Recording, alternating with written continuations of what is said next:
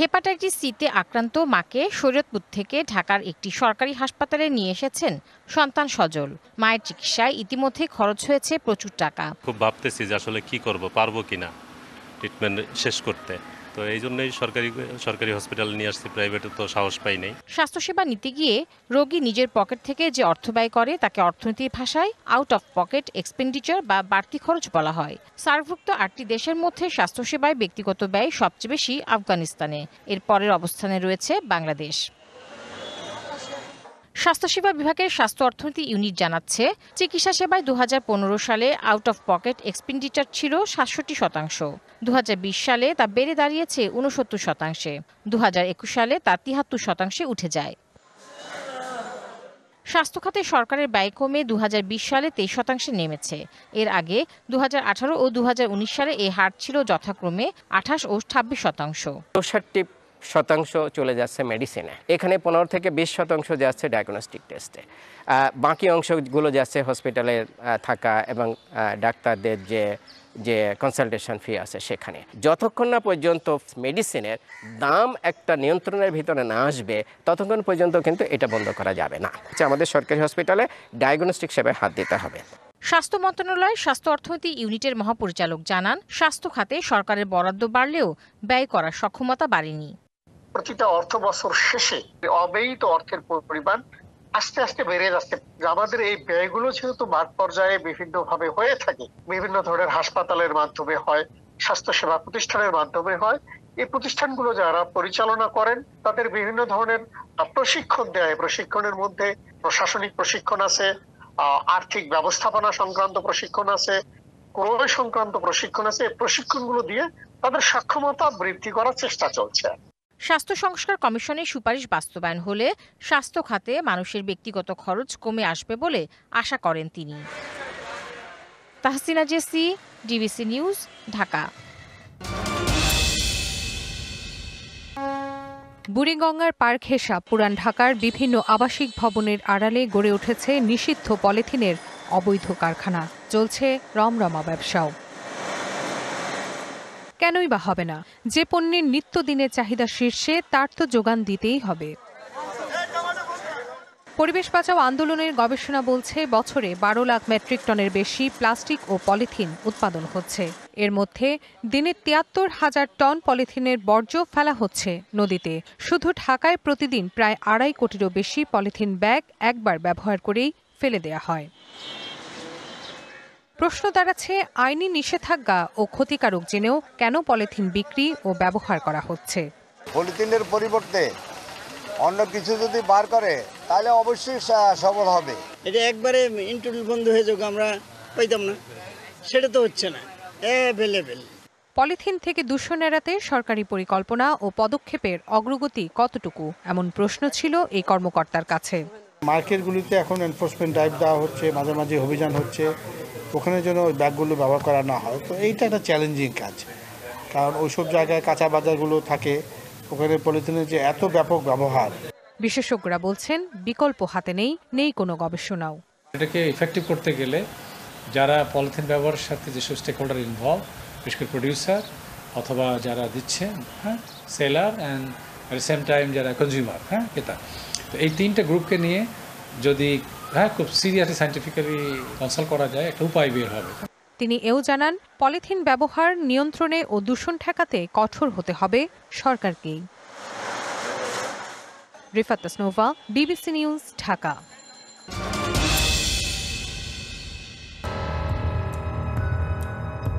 টাঙ্গাইলের ভূঁইয়াপুর উপজেলা স্বাস্থ্য কমপ্লেক্স হাসপাতালের ক্যাশিয়ার হিসাবে কর্মরত ফরিদ হোসেন। শুরুতে বেতন ছিল মাত্র 6,375 টাকা, কিন্তু তার সম্পত্তির তালিকা দেখে অবাক হবেন যে কেউ।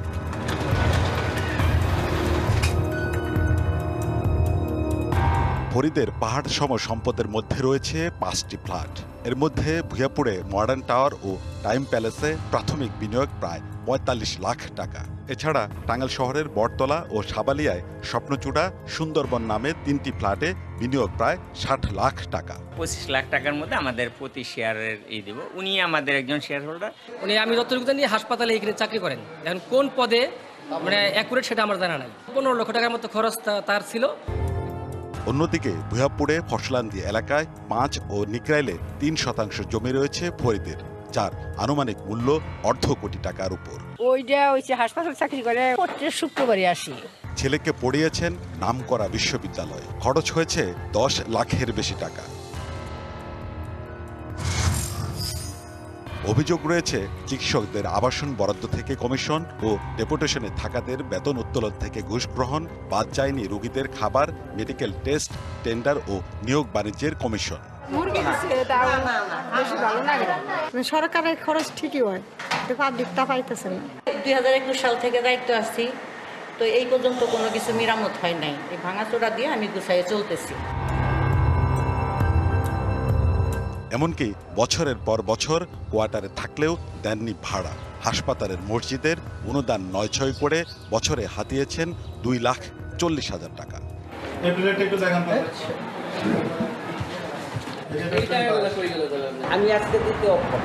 মসজিদের তথ্য সংগ্রহের সময়ে কৌশলে সটকে পড়েন ফরিদ। এরপর আর তাকে ক্যামেরার সামনে মুখোমুখি করা যায়নি, উল্টো পড়তে হয়েছে তার দুর্নীতির সিন্ডিকেটদের তোপের মুখে। ফরিদের দুর্নীতি নিয়ে অফিস প্রধান কথা বলতে নারাজ, ছুটিতে আছেন বলে তার পক্ষে গাইলেন সাফাই। পৈতৃক সম্পত্তি যদি প্রচুর পরিমাণে থাকে তাহলে তো থাকতে পারে, যতটুকু আমি জানি, যতটুকু দেখি, সে সঠিক কাজ করার চেষ্টা করে। উনি গত সপ্তাহে ছুটি নিয়েছেন 3 দিনের, তারপরে অসুস্থ, আমাকে ফোন দিয়েছিলেন যে স্যার আমি অসুস্থ, ডাক্তার দেখাবো।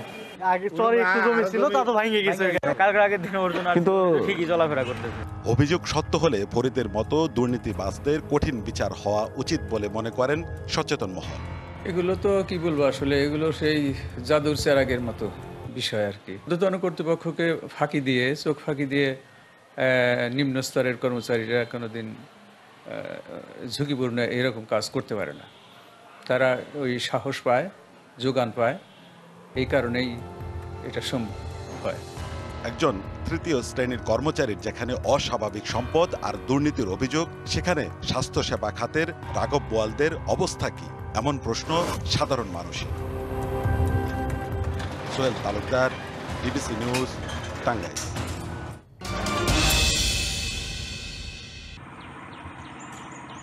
প্রতি বছর শুষ্ক মৌসুমে সুন্দরবনের পূর্বাংশের চাঁদপাই রেঞ্জের ধানসাগর স্টেশনের কলমতেজি ও গুলিশাখালী ফরেস্ট টহল ফাঁড়ি এলাকায় আগুন লাগার ঘটনা যেন নিয়মিত ঘটনা।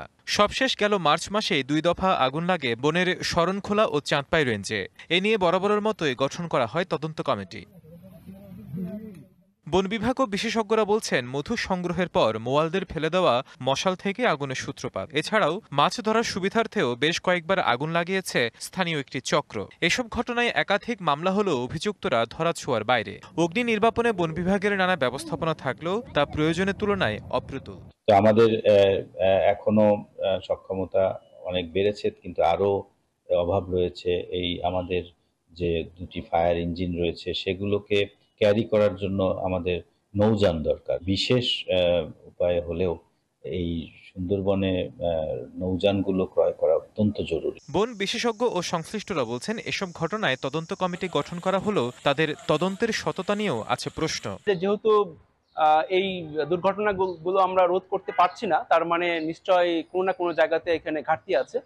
সেই ঘাটতিটা কেন হচ্ছে, কোথায় হচ্ছে, সেই বিষয়ে আসলে আরো একটু মনোযোগী হলে আমরা এই ঘটনার পেছনে যারা দায়ী বা দোষী তাদেরকে আমরা চিহ্নিত করতে পারব। এখানে বন বিভাগের যে গাফিলতি এবং সংশ্লিষ্ট অন্যান্য যে বাহিনী রয়েছে তাদের যে গাফিলতি, তাদের যে উদাসীনতা, কখনো কখনো জনশ্রুতি আছে যে তাদের পরস্পর যোগসাজশে এই অপকর্মটি ঘটিয়ে থাকেন জেলেরা বা এই অপচক্রটি। বিশ্ব ঐতিহ্যের অংশ হিসেবে সুন্দরবন রক্ষায় সচেষ্ট হবে কর্তৃপক্ষ, এমনটাই প্রত্যাশা সংশ্লিষ্টদের। DBC news desk.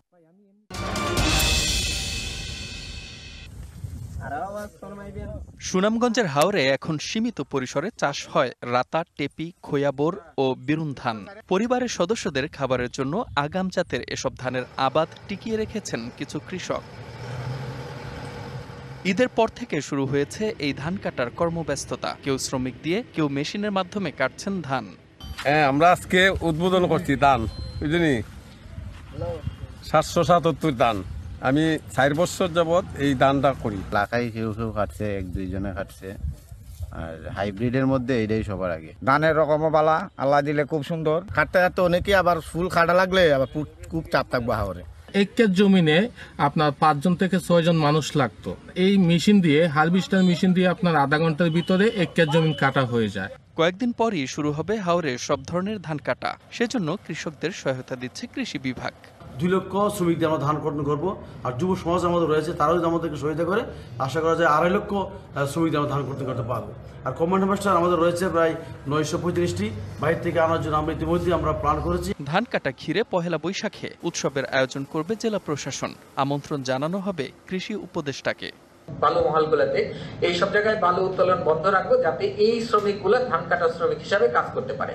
যে আমরা পহেলা বৈশাখে আমরা ধান কর্তনটা শুরু করতে পারবো। আমরা আমাদের মাননীয় কৃষি উপদেষ্টা সহ অন্যান্য এই কাজে যারা সম্পৃক্ত ছিল তাদেরকে আমরা আমন্ত্রণ জানাবো। এবছর সুনামগঞ্জের 2,23,502 হেক্টর জমিতে আবাদ হয়েছে বোরোর। চাল উৎপাদনের লক্ষ্যমাত্রা ধরা হয়েছে 9,18,000 metric ton. DBC news desk. পাহাড়ের ভাঁজে সবুজের ছোঁয়া, আর সেই সবুজের ফাঁকে আঁকাবাঁকা চলা রাস্তা। বান্দরবান শহর থেকে 2 ঘন্টার সড়ক পথ। অপরূপ পাহাড়ি পথ ধরে চলতে চলতেই সবুজে ছাওয়া এক সুন্দর গ্রাম, যার নাম মুনলাইপাড়া। এরই মধ্যে পরিষ্কার পরিচ্ছন্ন গ্রাম হিসেবে খ্যাতি পেয়েছে মুনলাইপাড়া। পাহাড়ের কোল ঘেঁষে শান্ত প্রকৃতির মাঝে গড়ে ওঠা ছোট্ট এই গ্রাম পর্যটকদের আকর্ষণের কেন্দ্রবিন্দুতে পরিণত হচ্ছে। রাস্তার দুপাশে রং বেরঙের ফুলের গাছ, মাচার উপর ছোট ছোট ঘরই মুনলাইপাড়াকে আলাদা করে চিনিয়ে দেবে। প্রতিটি বাড়ির সামনেই আছে ছোট ছোট ঝুড়ি, যেখানে ফেলা হয় ময়লা আবর্জনা। এখানে হয় হুল্লা নেই, নীরব নির্জন পরিবেশে থাকি। বাইরে থেকে যারা পর্যটক আসে তারাই খুব পছন্দ করে। প্রত্যেকটা বাড়ির পাশে মানে একটা সাইনবোর্ড থাকে, সেখানে লেখা আছে মানে গাছ কাটা নিষেধ, পরিবেশটাকে যাতে আমরা সুন্দর রাখতে পারি। মুনলাইপাড়ার ঘরবাড়িতে তালা ঝোলে না, নেই চুরি ডাকাতির ঘটনা। প্রত্যেক ঘরের নিজের দায়িত্ব হিসাবে এই পাড়া পরিষ্কার করার জন্য দায়িত্ব দিয়েছি।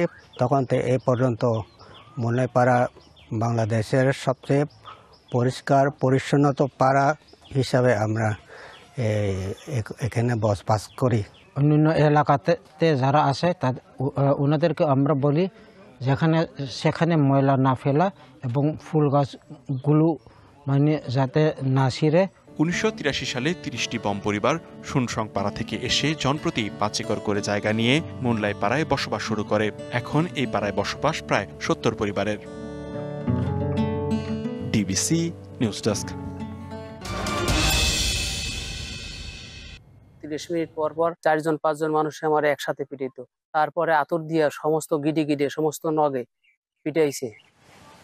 এভাবেই নিজের উপর হওয়া নির্যাতনের বর্ণনা দিলেন পিরোজপুরের মঠবাড়ি উপজেলার যুবক লোকমান হোসেন। লিবিয়া থেকে প্রাণ নিয়ে বাড়ি ফিরলেও দালালের খপ্পরে পড়ে সব হারিয়ে এখন নিঃস্ব, অসুস্থ শারীরিক ও মানসিকভাবে। আমি ঘুমাইতে পারি না। আমি ঘুমাইলে যদি কোনো কিছু শব্দ পাই, আওয়াজ পাই, তখন আমি লাফ দিয়ে উঠে বসি যে তারা বুঝি আবারও আসছে, আমারও তো এখনই মারবে। আমার আসলে খুব জরুরিভাবে প্রথমত চিকিৎসা দরকার, তারপর আমার অন্ন দরকার, মানে খাদ্য দরকার, তারপর আমার পোশাকের দরকার। আমার কোনো কিছু নাই, আমি একদম নিঃস্ব। 2023 সালের আগস্টে বরগুনার শাহ আলম এবং মান্নার নামে 2 ব্যক্তি লোকমানকে অবৈধভাবে লিবিয়া পাঠান। সেখানে চাকরি নিলেও বেতন না পাওয়ায় ইতালি যেতে 10 লাখ টাকা দেন হবিগঞ্জের শিরু ইসলাম নামে এক দালালকে। তবে শিরু টাকা নিয়ে তাকে তুলে দেয় ত্রিপলির একটি অপহরণকারী চক্রের হাতে। দাদন হাওলাদার নামে আরেক বাংলাদেশির মাধ্যমে 12 লাখ টাকায় সেখান থেকে মুক্তি পান লোকমান। তবে দাদনও তার সাথে প্রতারণা করলে পুলিশের হাতে গ্রেপ্তার হন। 2 মাস জেল খাটার পর IOM এবং বাংলাদেশ এম্বাসির সহায়তায় গত 27 মার্চ দেশে ফেরেন লোকমান। তাকে ফিরে পেয়ে পরিবার খুশি হলেও এখন অন্ধকার ভবিষ্যৎ তাদের সামনে। আমার 2টা বাচ্চা, তো বাবার কোনো অস্তিত্বই ছিল না বাবার। তারপরও আল্লাহর কাছে লাখ কোটি শুকরিয়া যে না, আল্লাহ আমাদের দিকে তাকাই, যা হয়েছে ভালোই হয়েছে। চলাফেরা করতে হইতেছে, বাবাদের তো ঋণ হয়েছে, এগুলো দিতে হবে। ছেলে ফিরে আইছে, মার মন তো শান্তি। তার শান্তি থাকলেও মানে যে টাকা পাইবে 25 লাখ, আর দেওয়ার মতন তো ভিক নেই, থাকার মতন আমাকে বাড়িঘর সব বিক্রি করা শেষ। প্রতারণায় জড়িত দালালদের দৃষ্টান্তমূলক শাস্তি চান স্থানীয়রা। DBC news desk.